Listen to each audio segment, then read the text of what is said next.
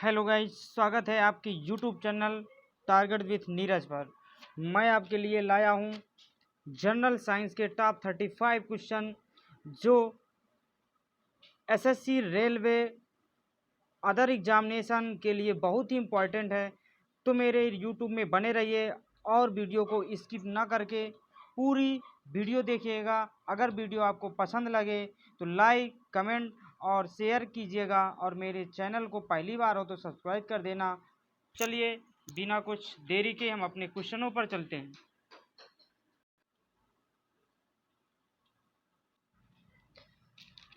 ये रहा आपका फर्स्ट क्वेश्चन। ये देखिए क्या कह रहा है। हरे फलों को पकाने के लिए काम में लाई जाने वाली गैस कौन सी है? एथिलीन, इथेन, कार्बन मोनोऑक्साइड और मीथेन। तो इसका सही जवाब है आपका एथिलीन, जो आपका हरे पौधों को पकाती है। क्या? हरे फलों को पकाती है, सॉरी, जो हरे फलों को पकाती है वो कौन सी गैस है? एथिलीन। कौन सी गैस है? एथिलीन। तो दोस्तों याद रखना, ये बहुत बार एग्जाम में आई है और पूछी गई है। तो दोस्तों अगला क्वेश्चन हम चलते हैं। सेकेंड क्वेश्चन है आपका, फाइलेरिया रोग किससे संबंधित होता है? फाइलेरिया रोग जो होता है वो किससे संबंधित होता है? कि कृमि से, कि जीवाणु से, कि विषाणु से, कि इनमें से नन ऑफ दीज लिखा हुआ है, इनमें से कोई नहीं। तो दूसरे का सही जवाब है आपका कृमि से। जो फाइलेरिया रोग होता है, जो फाइलेरिया रोग होता है वो किससे होता है? कृमि से। किससे? कृमि से। तो दोस्तों अगला क्वेश्चन चलेंगे हम। पुरानी और नष्ट प्रायः लाल रक्त कणिकाओं आरबीसी कहाँ नष्ट हो जाती है? तो जो पुरानी और नष्ट प्राय लाल रक्त कणिकाएं हैं वो कहाँ नष्ट होती हैं? तो दोस्तों इसमें ऑप्शन दिए गए हैं 4, जिसमें है यकृत, प्लीहा या तिल्ली, अस्थिमज्जा, अग्नाशय। कि इसका सही आंसर आपका हो जाएगा 3 का आंसर बी। कहाँ? तिल्ली पे। जो पुरानी नष्ट प्राय लाल रक्त कणिकाएं होंगी वो कहाँ नष्ट होंगी? प्लीहा या तिल्ली पर। तो अगला क्वेश्चन चलेंगे दोस्तों। लॉ ऑफ फ्लोटिंग सिद्धांत की खोजकर्ता किसने है? मतलब लॉ ऑफ फ्लोटिंग सिद्धांत की खोज किसने की थी? लॉ ऑफ फ्लोटिंग सिद्धांत की खोज किसने की थी? तो आपके पास 4 ऑप्शन दिया गया है, Newton, Galileo, Archimedes, right brother. तो 4 का आपका सही ऑप्शन हो जाएगा आंसर सी, आर्किमिडीज। जो लॉ ऑफ द फ्लोटिंग सिद्धांत की खोज की थी वो हमारे आर्किमिडीज ने की थी। तो चलिए चलते हैं दोस्तों अगला क्वेश्चन पर। कोबाल्ट 60 आमतौर पर विकिरण चिकित्सा यथा कैंसर जैसे रोगों में प्रयुक्त होता है, क्योंकि ये उत्सर्जित करता है। मतलब अल्फा ग्रेड है कि बीटा ग्रेड है कि गामा ग्रेड है कि इनमें से सभी ग्रेड है ना? तो इसका जो अल्फा कोबाल्ट 60 होता है वो कौन सी किरणें है कैंसर के रूप में, मतलब कैंसर जैसे रोगों में प्रयुक्त होता है? तो 5 का हमारा सही आंसर आपका हो जाएगा आंसर सी। क्या? गामा किरणें। जो कोबाल्ट 60 आमतौर पर किरणें उत्पन्न करता है वो कौन सी? गामा किरणें उत्पन्न करता है। तो दोस्तों अगला क्वेश्चन है, अगर आपको मजा आ रहा हो तो प्लीज मेरे चैनल को सब्सक्राइब कर दीजिएगा और अपने दोस्तों को ज्यादा से ज्यादा शेयर कीजिएगा। तो अगला क्वेश्चन है आपका, पेट की अम्लीयता को दूर करने में प्रयोग किया जाने वाला क्षारक क्या है ना? जो पेट की अम्लीयता होती है उसको दूर करने के लिए कौन सा क्षारक का प्रयोग किया जाता है? तो 6 का आपका ऑप्शन दिए गए हैं, calcium hydroxide, silver hydroxide, barium hydroxide, magnesium hydroxide. तो 6 का आपका सही ऑप्शन क्या हो जाएगा आंसर डी, मैग्नीशियम हाइड्रोक्साइड। जो पेट की अम्लीयता है उसको दूर करने वाला कौन क्षारक पूछ रहा है, तो ये इसका आंसर हो जाएगा आपका डी, कौन सा? Magnesium hydroxide. अगला क्वेश्चन आपके सामने पेश हो चुका है। चाक का रासायनिक नाम क्या है? शायद सभी को पता हो जाएगा। Calcium sulphate, calcium nitrate, calcium phosphide, calcium carbonate. तो इसका 7 का सही आपका जवाब हो जाएगा कैल्शियम कार्बोनेट। जो चाक का रासायनिक नाम है, खड़िया का जो रासायनिक नाम है वो क्या है? Calcium carbonate. अगला क्वेश्चन चलेंगे हम। विटामिन ए का उत्कृष्ट स्रोत क्या है? विटामिन ए का मुख्य स्रोत पूछ रहा है क्या है? तो विटामिन ए का जो मुख्य स्रोत है कि गाजर है कि सेब है कि फल है कि शहद है? तो जो विटामिन ए का अच्छा स्रोत होगा तो आपका होगा क्या? गाजर, जो आंखों के लिए होता है। इसकी कमी से कौन सा रोग होता है? रतौंधी। इसका रासायनिक नाम क्या है? रेटिनॉल।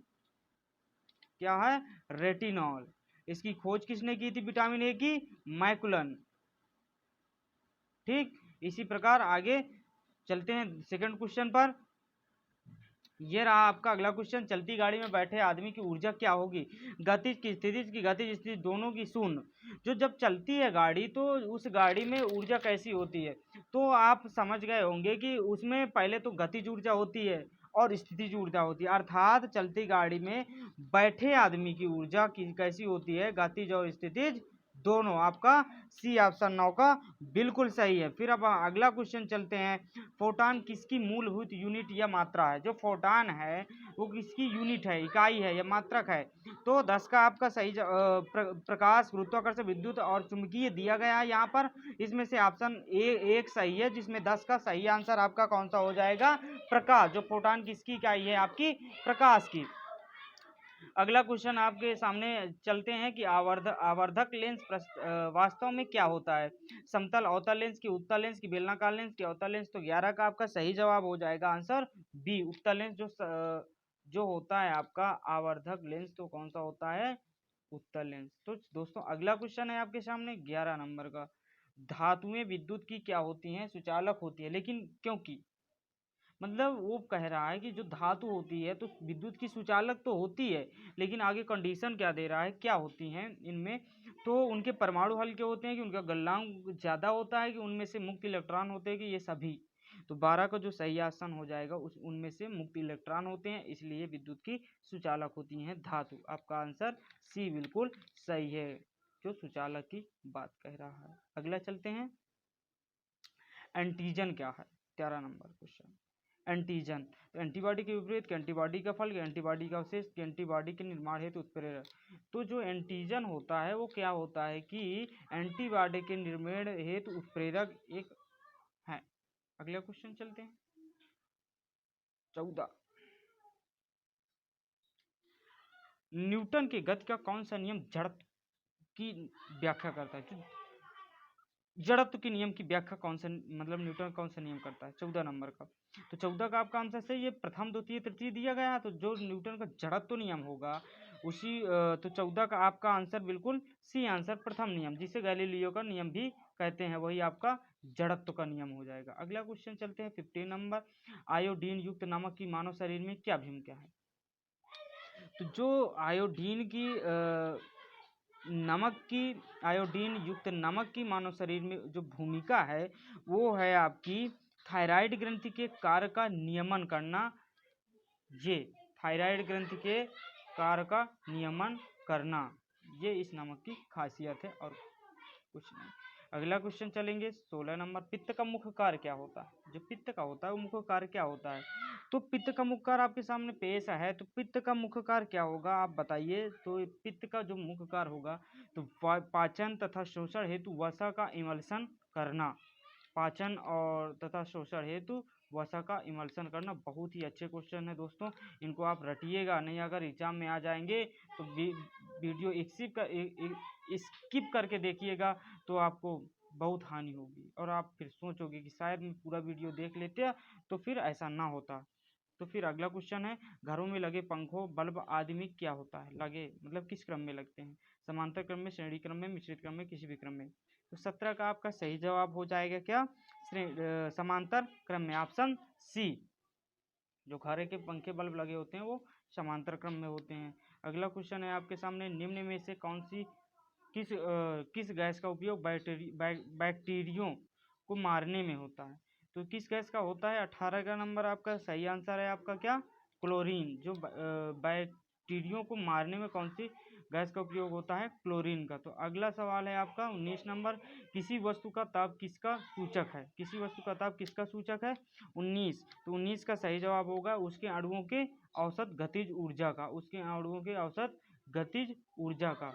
ठीक है, अगला क्वेश्चन चलते हैं 20 नंबर, किसी देरी की, मैं जल्दी जल्दी कर रहा हूँ इसलिए आपको ज़्यादा बोरिंग ना महसूस हो। अगला क्वेश्चन, वृद्धावस्था में त्वचा में झुर्रियाँ पड़ जाती हैं। आप देखते होंगे जो बूढ़े लोग होंगे तो उनकी जो झुर्रियाँ पड़ जाती हैं वो मतलब इसका कारण क्या है, किस कारण वो झुर्रियाँ पड़ जाती हैं, तो इसको जान लो दोस्तों। तो इसमें दिया गया है उपचर्मीय स्तर पर लचीलापन कम होने के कारण, कि त्वचा में रुधिर का संचरण कम होने के कारण, कि त्वचा में मेलानिन तथा मेलनोसाइट्स की अधिकता के कारण, की चर्म में वसा ऊतक की कमी से। तो 20 का आपका सही जवाब हो जाएगा ऑप्शन ए, क्या? उपचर्मीय स्तर में लचीलापन कम करने के लिए ये हमारे जो वृद्धावस्था में झुर्रियाँ पड़ जाती हैं। ठीक, अगला क्वेश्चन चलते हैं, मनुष्य के शरीर में सबसे लंबी कोशिका कौन सी होती है? सभी को पता है, ना पैर की होती है ना हाथ की होती है, आपकी होती है तंत्रिका कोशिका। जो मनुष्य के शरीर में सबसे लंबी कोशिका होती है वो कौन सी होती है? तंत्रिका कोशिका दोस्तों याद भी रखना। अगला है विद्युत परिपथ में फ्यूज को किस मतलब लगाया जाता है, कैसे लगा, गर्म तार में कि भू संपर्क तार में कि उदासीन तार में कि कहीं भी लगाया जा सकता है। तो इसका जो सही जवाब होगा आपका 22 का, वो आपको गर्म तार में लगाया जाता है विद्युत परिपथ में फ्यूज। ठीक, इसमें लगाया जाता है गर्म तार में। अगला क्वेश्चन आ गया 23, फिलोसफी जूलॉजिक के लेखक कौन है? 23 है आपका, तो इसके हैं हमारे कौन, फिलोसफी जूलॉजिक के आप जानते होंगे कि लैमार्क, ऑप्शन डी। अगला क्वेश्चन है 24, भाप अंगार गैस किसका मिश्रण है? बहुत ही इंपॉर्टेंट क्वेश्चन दोस्तों, इसको आप लिख लीजिएगा। तो 24 नंबर, भाप अंगार गैस किसका मिश्रण है आपका? आपके सामने 4 ऑप्शन पेश है, जिसमें कार्बन डाइऑक्साइड और हाइड्रोजन और कार्बन मोनोऑक्साइड और हाइड्रोजन और कार्बन मोनोऑक्साइड और नाइट्रोजन, कार्बन डाइऑक्साइड और नाइट्रोजन। तो 24 का आपका सही आंसर हो जाएगा ऑप्शन बी, कार्बन मोनोऑक्साइड और हाइड्रोजन, जो भाप अंगार गैस का मिश्रण है। तो अगला दोस्तों चलते हैं क्वेश्चन 25 में, निम्नलिखित में से कौन सा तत्व सभी कार्बनिक यौगिकों में मिलता है? Carbon, calcium, nitrogen, oxygen. तो इनमें से कौन सा सही है आपका? तो आपका इनमें से 25 का सही जवाब आपका ऑप्शन ए हो जाएगा, कार्बन, जो कार्बनिक यौगिकों में मिलता है। अगला क्वेश्चन आप देखिएगा, स्फटिक अर्थात क्वार्ट जो होता है वो किसका क्रिस्टलीय रूप है? तो आप जानते होंगे, लेकिन इसमें 4 ऑप्शन है, चूना पत्थर, कांच का, सिलिका की, एल्युमिनियम का। तो 26 का आपका सही जवाब हो जाएगा ऑप्शन सी, जो सिलिका का होता है वो क्या होता है, क्वार्ट्ज का क्रिस्टलीय रूप होता है। अगला क्वेश्चन आपके सामने 27 नंबर पेश हो चुका है, नाभिकीय रिएक्टरों में ग्रेफाइट का प्रयोग किस रूप में किया जाता है? तो आपका इसमें दिया गया है ईंधन के रूप में कि स्नेहक के रूप में कि विबंधक के रूप में कि विद्युत रोधी के रूप में। तो 27 का आपका सही आंसर हो जाएगा ऑप्शन सी, विबंधक के रूप में। जो नाभिकीय रिएक्टर में ग्रेफाइट का प्रयोग किसके लिए किया जाता है? विबंधक के रूप में। ये बहुत पूछा जाता है, ठीक है दोस्तों। किस ताप पर एंजाइम अधिक सक्रिय होते हैं? तो 28 का आपका दिया गया है, 30 की, 40 की, 20 की, 62। तो 28 का आपका सही जवाब हो जाएगा क्या, ऑप्शन बी, क्या होगा, 40 डिग्री सेंटीग्रेड, जिसमें एंजाइम अधिक सक्रिय होते हैं। अगला क्वेश्चन आपका 29 नंबर पे हो चुका है, शरीर के लिए एंजाइम बहुत आवश्यक है, क्योंकि क्या, ऊर्जा प्रदान करने के लिए कि शरीर की रचनात्मक भाग है कि तंत्रिका क्रियाओं को नियंत्रण करने के लिए कि जीव रासायनिक क्रियाओं का उत्प्रेरक है? तो 29 का आपका सही जवाब क्या हो जाएगा, डी, क्या करने के लिए, जीव रासायनिक क्रियाओं के उत्प्रेरक, मतलब सैटेलाइट के लिए एंजाइम बहुत ही आवश्यक है। अगला क्वेश्चन आपके सामने पेश हुआ, क्रस्ट मतलब ब्लैक होल सिद्धांत को किसने, बहुत important question, very very important, ये कई बार पूछा जा चुका है। तो जो 30 का सही जवाब क्या होगा, जो ब्लैक होल सिद्धांत है इसके प्रतिपादक थे चंद्रशेखर, एस चंद्रशेखर। 30 का क्या है आपका सी नंबर, जो 30 का ऑप्शन है आपका सी नंबर, जो ब्लैक होल सिद्धांत के प्रतिपादक थे वो एस चंद्रशेखर थे। अब साइक्लोट्रॉन एक ऐसी युक्ति है जो आवेशित कणों को ऊर्जा प्रदान करती है, कि जलवाष्प की मात्रा ज्ञात करती है, कि द्विआयामी तस्वीर देती है, कि वाहनों की गति मापती है। तो जो साइक्लोट्रॉन जो युक्ति है, तो वो ऐसी युक्ति है जो आवेशित कणों को ऊर्जा प्रदान करती है। इसका मतलब ऑप्शन बिल्कुल ए सही है। आप बने रहिए मेरे चैनल पर और ट्रिकी माध्यम से सीखिए मैथ का धमाका। अगला क्वेश्चन है, प्रकाश वोल्टीय सेल होते हैं कैसे? सौर सेल की, सल्फर सेल की, मोलर सेल की, थर्मल सेल। 32 का बिल्कुल सही आंसर आपके सामने पेश हो जाएगा, वो सौर सेल, जो प्रकाश वोल्टीय सेल होते हैं। अगला 32 का 33 नंबर चालू हो चुका है, सुपर कंडक्टर ऐसे पदार्थ है जो विद्युत करंट के प्रवाह को न्यूनतम रोधिका देते हैं, या जो निम्न तापमान पर विद्युत का चालक करते हैं, या जो उच्च तापमान पर विद्युत का चालक करते हैं, जो विद्युत करंट के प्रवाह को उच्च रोधिका देते हैं। तो जो 33 का सही आपका आंसर हो जाएगा वो ए हो जाएगा, कि जो विद्युत करंट के प्रवाह को न्यूनतम रोधिका देते हैं वही सुपर कंडक्टर पदार्थ होते हैं। अगला क्वेश्चन चलते हैं दोस्तों, एक्स किरणों की वेधन क्षमता किसके द्वारा बढ़ाई जा सकती है? बहुत ही शानदार क्वेश्चन आपके सामने पेश हो चुका है।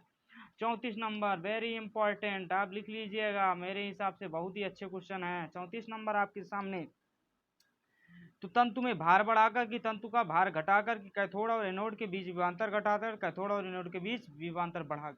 पहले अच्छे से पढ़ो क्वेश्चन को।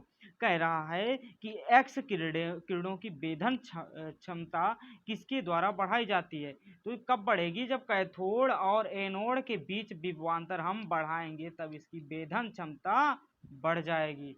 ठीक, तो अगला दोस्तों चलते हैं क्वेश्चन पर। 35 क्वेश्चन आज के पूरे हो रहे हैं। आपका ये लास्ट क्वेश्चन है, मानो कि लाल हृदय कणों का जीवन काल कितना होता है। जीवन काल पूछ रहा है आरबीसी का। तो आरबीसी का जीवन काल तो आपको पता होगा, जो कि 35 का फर्स्ट ऑप्शन में यही रखा हुआ है कि 20 से 120 दिन होता है। तो यहाँ पर आरबीसी का जीवन काल कितना हो गया, 20 से 120 दिन, अर्थात 120 दिन यहाँ पर लिखा गया। तो दोस्तों जो कल का सवाल था मैंने उसमें दिया था, आप लोगों ने जवाब भी नहीं दिया, तो उस सवाल का मैं आंसर बताए दे रहा हूँ आपके सामने। कल का सवाल यहाँ पर रखा है, the answer of the last video question. जो कल वीडियो थी मेरी साइंस धमाका की, उसका लास्ट क्वेश्चन है कथकली किस राज्य का नृत्य था। जो कथकली है वो केरल का नृत्य है। ठीक है, अब आज के लिए एक सवाल मैं दे रहा हूँ, आप कमेंट कीजिएगा, जो कि यहाँ पर है, वर्षा का बूंद का आकार गोलाकार किस कारण होता है। तो इसे आप सोच समझ के कमेंट कीजिएगा और अगली वीडियो में इसका जवाब बता दूंगा। तो ऐसी वीडियो पाने के लिए मेरे चैनल को सब्सक्राइब करें। अगर वीडियो पसंद आई हो तो अपने दोस्तों को ज़्यादा से ज़्यादा शेयर करें और मेरे चैनल को लाइक और सब्सक्राइब और कमेंट करते रहें ताकि मेरा हौसला बुलंद रहे। तो thank you, all the best, हम चलते हैं।